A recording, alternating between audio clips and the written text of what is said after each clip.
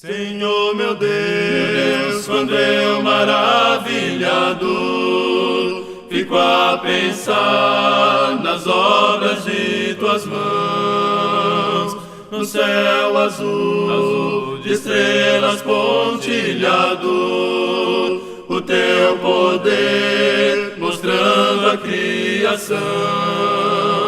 Então minha alma canta-te, Senhor, quão grande és tu, quão grande és tu. Então minha alma canta-te, Senhor, quão grande és tu, quão grande és tu. Bom estar aqui, né? Deus nos abençoe.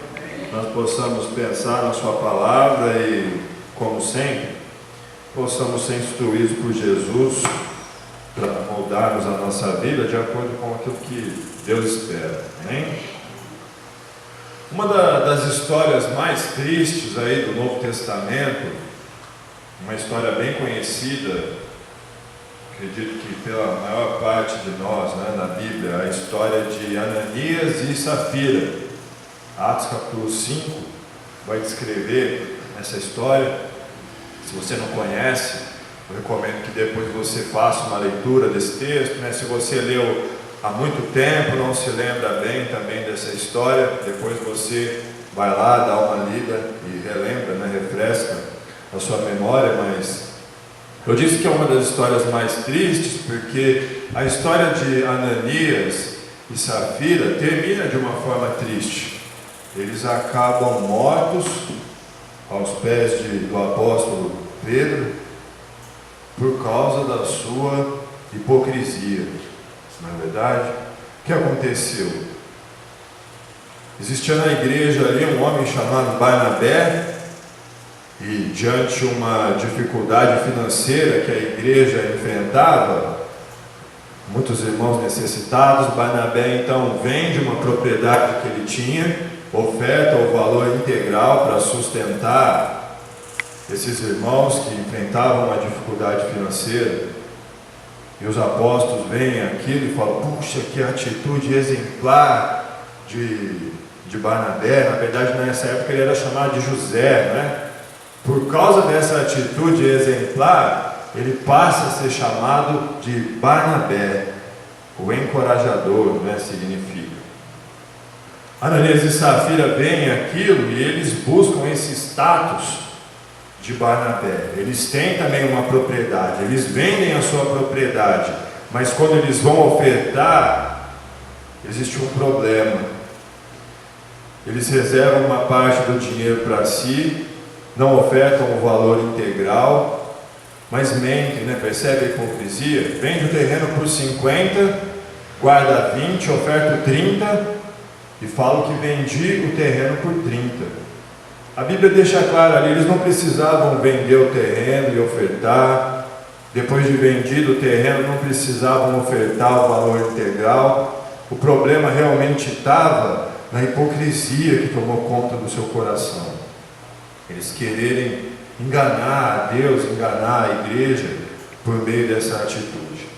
E por que eu estou falando aqui da história de Ananias e Safira? Porque na verdade hoje, nessa manhã, nós vamos procurar pensar aí nos perigos da hipocrisia, principalmente quando nós estamos buscando ter um relacionamento com Deus exemplar. Quando o cristão deve buscar ter um relacionamento com Deus exemplar. Eu acredito que você deve estar buscando isso na sua vida, não é? Se você não estiver buscando, deveria. O cristão deve buscar sempre ser um exemplo, sempre ser o padrão. Você vê aquela foto lá em uma empresa, né? Olha, funcionário do mês, tal, né? A sua foto tem que estar lá todo mês, né? Funcionário do mês é você. Você é o cara exemplar, você é, pelo menos você almeja, você busca isso, né? E esse é o nosso objetivo nessa manhã, pensar sobre essas questões, né? Então, o cristão busca uma atitude exemplar, não somente na igreja, ser o exemplo, não somente no convívio com os irmãos, mas ele busca exercer a sua cidadania, o cumprimento dos seus direitos e deveres lá fora, diante da sociedade, de uma forma exemplar. E é muito perigoso quando a hipocrisia se infiltra nesse processo de buscar ser alguém exemplar, né? A palavra hipócrita, a palavra feia, né? A gente não gosta de falar, não gosta de ouvir, né? Mas a palavra hipócrita, ela traz para a gente o significado do quê? Alguém que afirma fazer o bem, sabendo que está fazendo o mal.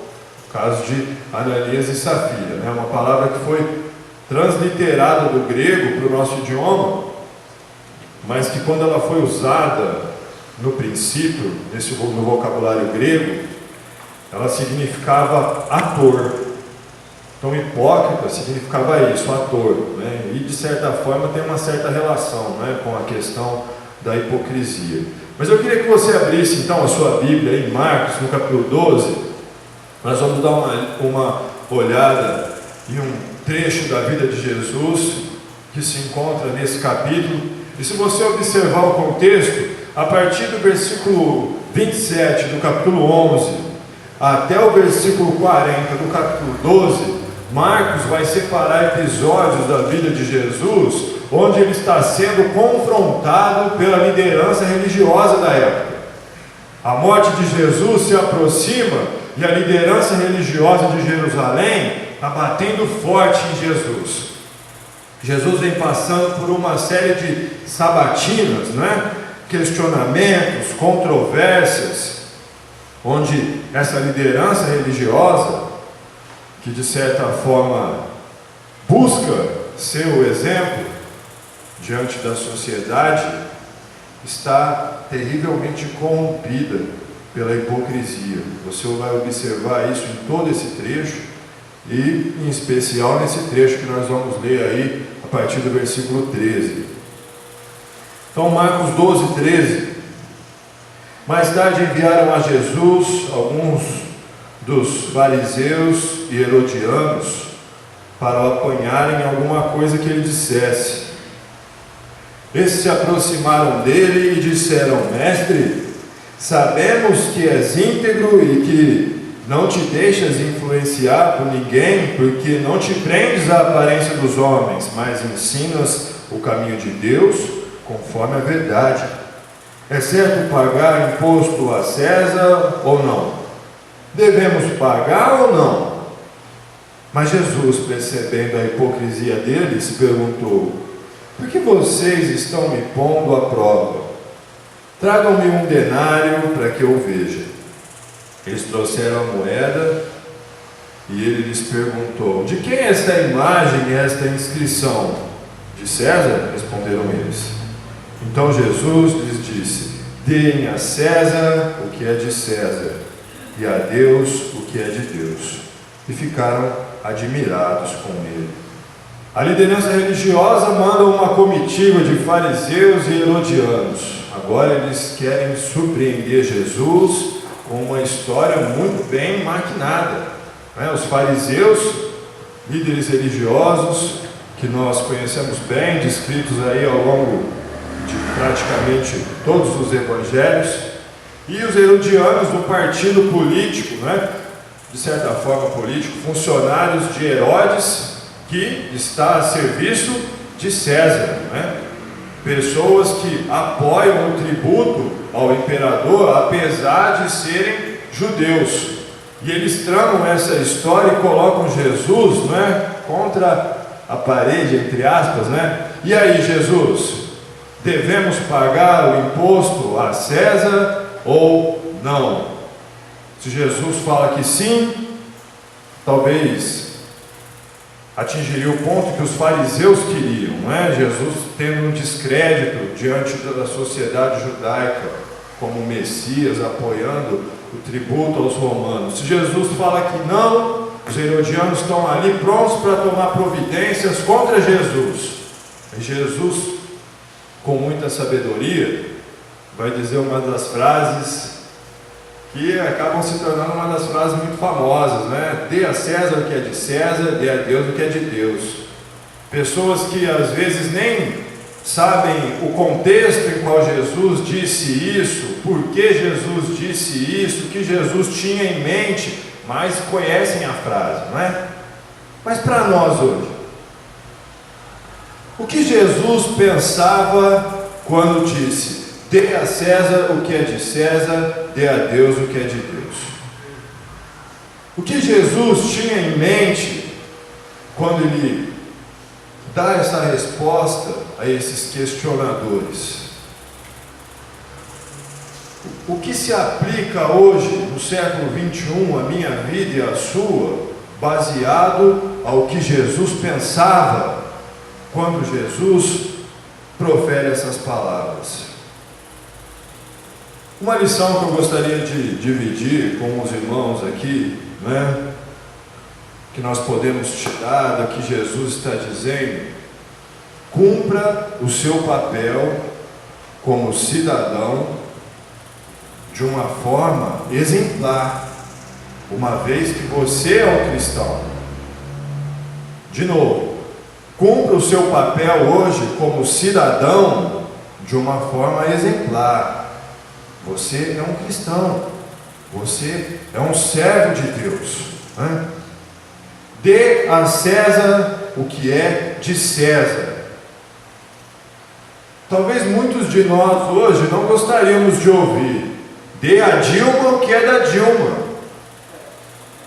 dê ao governo o que é do governo, dê à federação o que é da federação, dê às autoridades o que é das autoridades, dê à justiça o que é da justiça. Talvez muitos de nós não gostaríamos de ouvir isso ao exemplo do que acontecia naquela época. Naquela época tinha um partido de judeus, um grupo dos judeus conhecidos como zelotes. Eles eram revoltados com a dominação romana sobre os judeus e eles não pagavam tributo. Não pagavam tributo. Jesus tinha um apóstolo que era um zelote, né? Eles não pagavam tributos a César. Jesus aqui, ao dizer: olha, dê a César o que é de César, corria um sério risco, né, de jogar um balde de água fria na fé de pessoas que começam a enxergar Jesus e que talvez apontam para ele e começam a: olha, será que esse é o Messias? Né? E apesar de Jesus, ao afirmar: olha, dê a César o que é de César, ele não está dizendo: olha, não é a mesma coisa do que dizer: sim, vocês precisam pagar tributos. Mas Jesus está dizendo: olha, o imperador tem os seus direitos. O cidadão que está debaixo do governo tem as suas obrigações.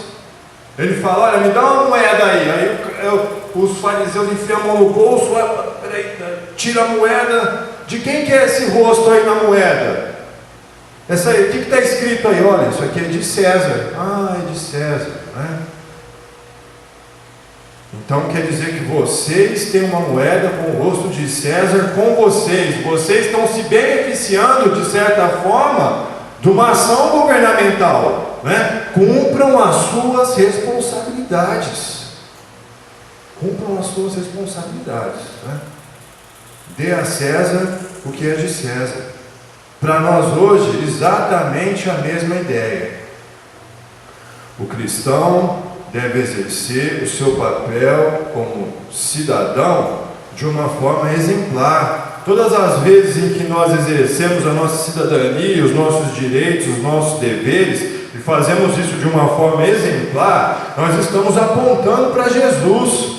Você está evangelizando, você está honrando o nome de Deus. E quando você não faz isso, nós estamos fazendo exatamente o contrário, né? Faça isso e lembre-se: cuidado com a hipocrisia. Cuidado com a hipocrisia. Hoje em dia está na moda, né? Está na moda. A situação do país, né? Talvez tenha remetido muitas pessoas a isso, mas As pessoas olham para Brasília, né? Olham para Petrobras e caem matando, né? Olha, tal. Eu não estou defendendo ninguém aqui, tá? Estou só citando o que acontece. Olha isso, a corrupção e tal e aquilo, né? E muitas vezes a gente está enxergando a corrupção que existe lá longe, né? Lá em Brasília, lá na Petrobras, e não estou enxergando a corrupção que está aqui, né? Do meu lado, no jardim da minha casa, dentro do meu lar.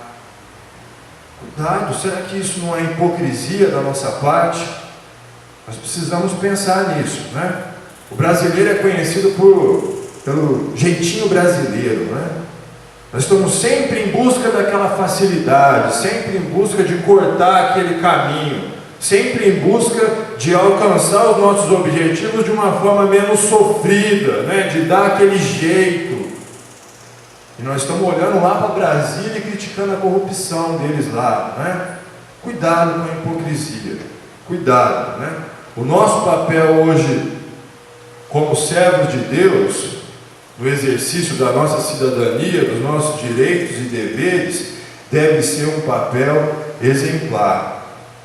Deve ser um papel exemplar. O Paulo vai citar um exemplo em Romanos capítulo 2, um exemplo dos judeus, e ele vai dizer: olha, os gentios não se convertem a Deus por causa do mau testemunho de vocês. Vocês acham que estão dando um exemplo, né? Que estão sendo exemplares. Vocês se consideram o guia de cegos, né? Mas vocês pregam aos outros, mas não pregam para vocês. Fala que não pode roubar, mas vocês estão roubando. Percebe? O papel do cristão, um papel exemplar, não é? Cristão com nome no Serasa. Será que Jesus teria um nome no Serasa? Cristão com nome no SPC, dando calote na praça? Aí você recebe aquele cartão de crédito bonito, né? Com limite grande. Poxa, agora eu vou fazer a boa, Natalzão tá aí, né? Vai lá, detona o limite do cartão, aí depois você pensa, sabe o que eu vou fazer? Não vai dar para pagar não, né? Então deixa acumular, deixa estourar, o banco cobra juros. A hora que o valor estiver alto, aí o banco vai me mandar uma proposta, né? Jeitinho brasileiro, né? Vai mandar uma proposta aqui pequenininha, aí eu vou lá, quito. Acabou, né? Tranquilidade, né? Será que Jesus faria isso? Abra sua Bíblia aí em Provérbios, capítulo 32, versículo 1. Provérbios 32, 1, a minha versão vai dizer: devo, não nego e pago quando puder. O que diz aí na sua? Provérbios 32, 1. Não tem? Não tem Provérbios 32, 1 na sua Bíblia? Puxa vida, né? Pois é, não tem, né? Devo, não nego, pago quando puder. Não tem, né?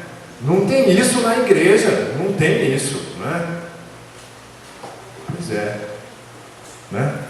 Vamos exercer a nossa cidadania com excelência. O cristão, ele cumpre o seu papel como cidadão em alto nível, buscando ser um exemplo, né? Segunda lição que nós podemos tirar desse texto aqui, talvez a principal delas, não é? Dê a Deus o que é de Deus. Paulo faz uma referência interessante em Romanos capítulo 13, quando ele vem falando de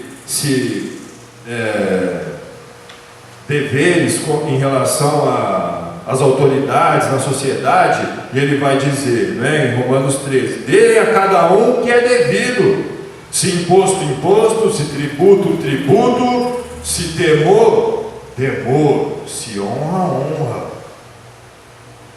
Dê a Deus o que é de Deus. É interessante você, né, nós pensarmos nessa frase, vai acompanhando o raciocínio, talvez eu possa estar errado, né? Mas é interessante você pensar, né? Dê a Deus o que é de Deus. Bom, se eu assumir um compromisso de servir a Deus, de uma forma espontânea, entreguei minha vida para Jesus, Jesus é o meu Senhor, eu sirvo a Deus, né?